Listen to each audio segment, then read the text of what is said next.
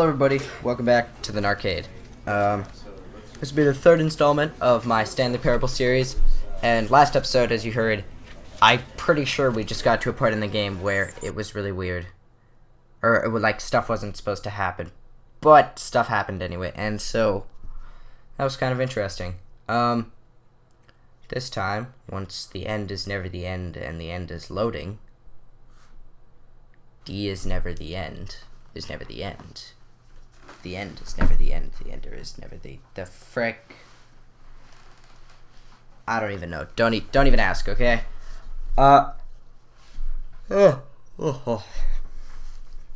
So, summer. Anyone? No? Okay, just me. Did my doors just open? No, it's just my chair. Okay. I just about, like, shattered myself there. Almost. Yeah, but I've been getting some new games on Steam, so hopefully once this episode's out, once I finish up what I'm supposed to do, I don't know, this game is supposed to be. This is the story of... We're gonna skip this, right? Yeah? Okay. All of his co-workers were gone. Wow. What could it mean? Stanley decided to go to the meeting room. Perhaps he had simply missed a memo. Yep.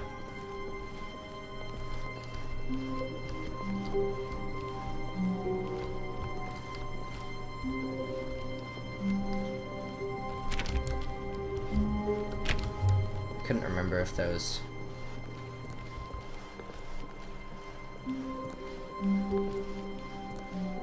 When Stanley came to a set of 2 open doors, he entered the door on his left. Yes, I did.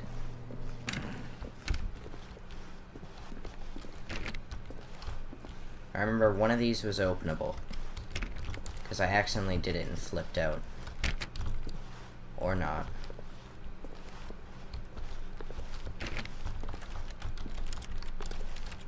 Nope. Yet there was not a single person here either.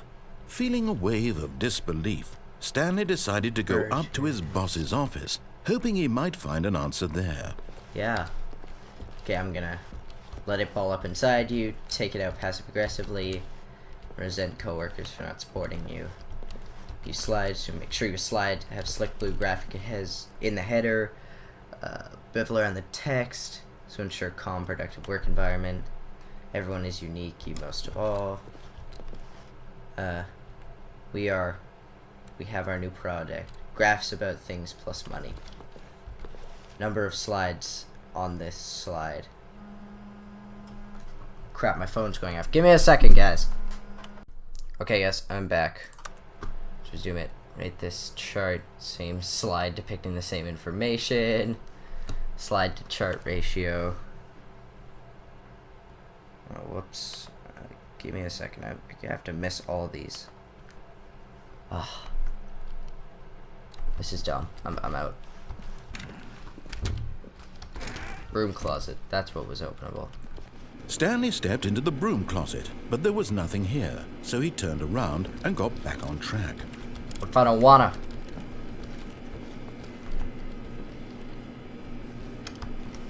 There was nothing here. No choice to make, no path to follow, just an empty broom closet. No reason to still be here. I'm gonna stay until something happens.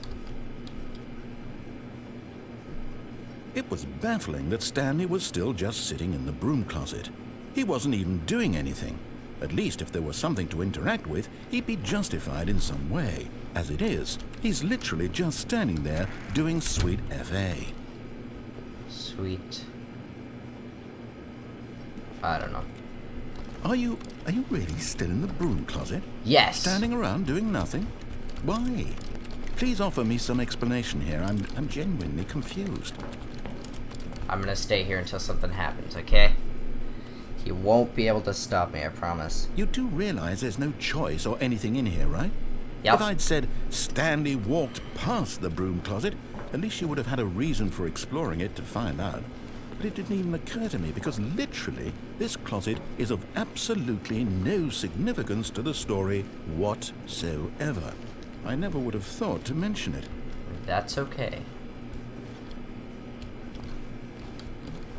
Maybe to you this is somehow its own branching path. Maybe when you go talk about this with your friends, you'll say, "Oh, did you get the Broom Closet ending? The Broom Closet ending was my favourite." I hope your friends find this concerning. Oi, yeah, I'm going to do that. I messed up that accent. Stanley was fat and ugly and really, really stupid. He probably only got the job because of a family connection. That's how stupid he is. I'm not That fat. all with drug money. Also, Stanley is addicted to drugs and hookers.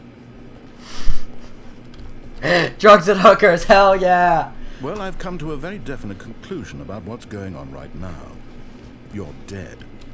You got to this broom closet, explored it a bit, and were just about to leave because there's nothing here, when a physical malady of some sort shut down your central nervous system and you collapsed on the keyboard. Well, in Dang. a situation like this, the responsible thing is to alert someone nearby so as to ensure that your body is taken care of before it begins to decompose. Hello? Anyone who happens to be nearby?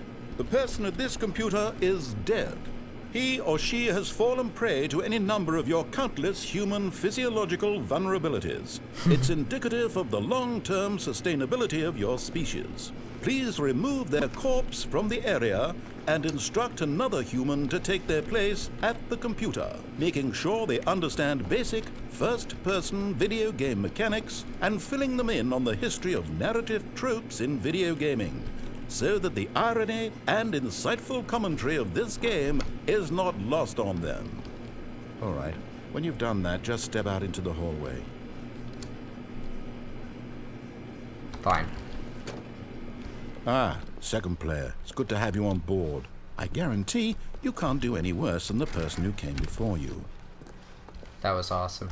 Coming to a staircase, Stanley walked upstairs to his boss's office. Nope. Sure as heck did not.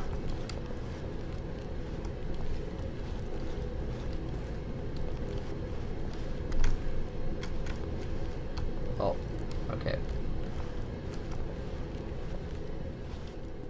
But Stanley just couldn't do it. He considered the possibility of facing his boss. Admitting he had left his post during work hours, he might be fired for that. And in such a competitive economy, why had he taken that risk? All because he believed everyone had vanished? His boss would think he was crazy. And then something occurred to Stanley. Maybe, he thought to himself, maybe I am crazy. All of my co-workers blinking mysteriously out of existence in a single moment for no reason at all? None of it made any logical sense. Yeah. And as Stanley pondered this, he began to make other strange observations. For example, why couldn't he see his feet when he looked down? Yeah, I know. Why did doors close automatically behind him wherever he went? Yeah. And for that matter, these rooms were starting to look pretty familiar. Were they simply repeating? No, Stanley said to himself, this is all too strange. This can't be real. And at last, he came to the conclusion that had been on the tip of his tongue. He just hadn't found the words for it. "I'm dreaming!"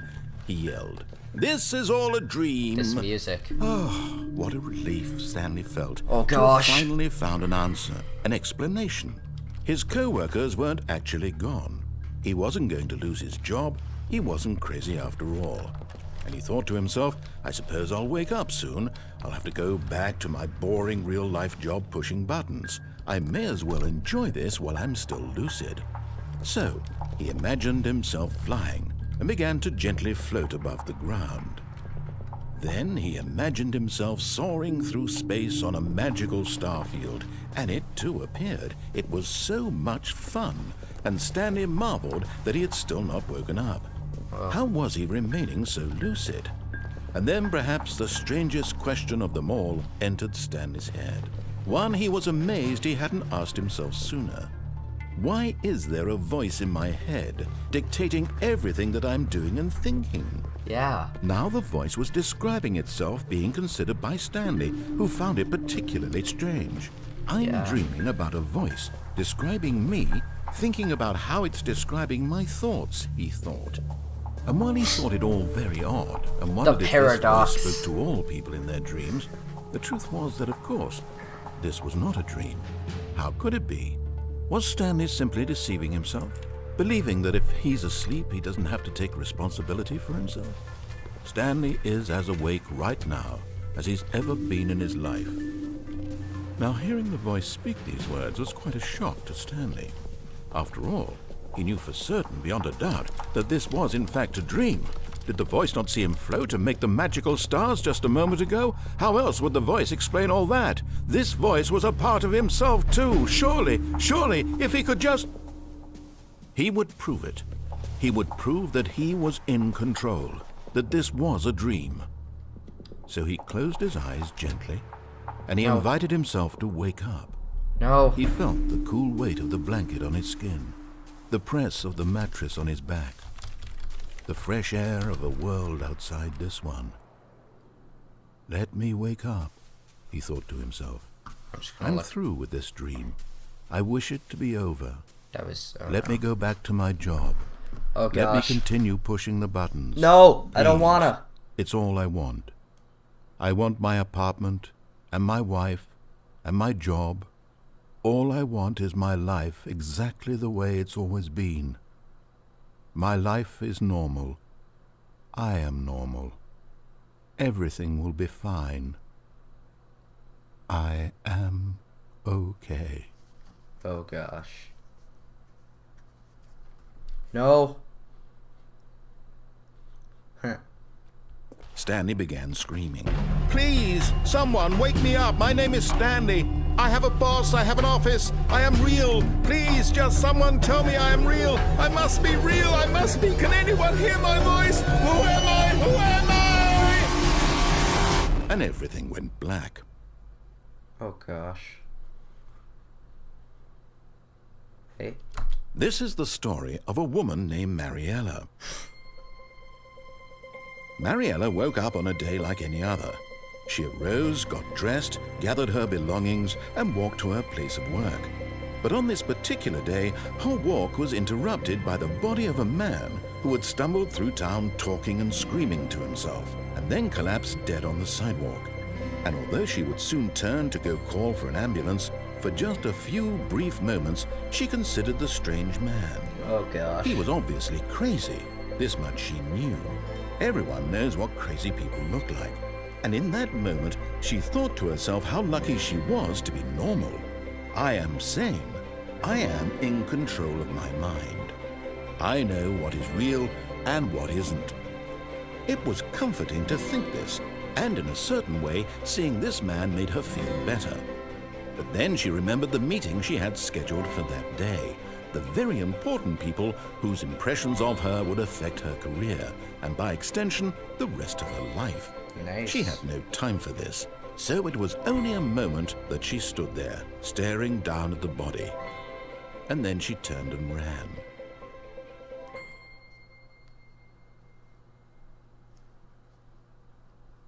Hello?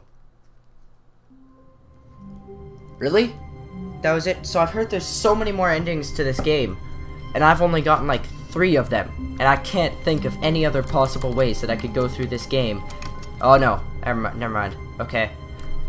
Well then, let me check how much time we have left for this video.